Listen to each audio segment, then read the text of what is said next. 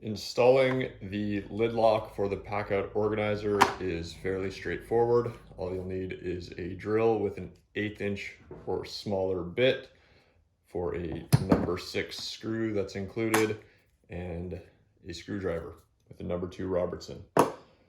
So all you gotta do is find the pieces labeled with the appropriate side. So this is the right-hand side of the handle.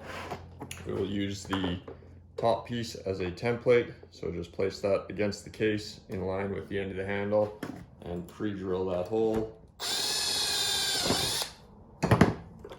With that hole made, grab the correct block and slide that into the bottom. It will be a tight fit. Once that is in,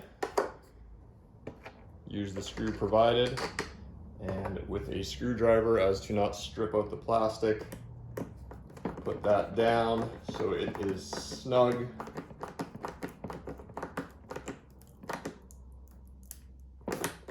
And your lid lock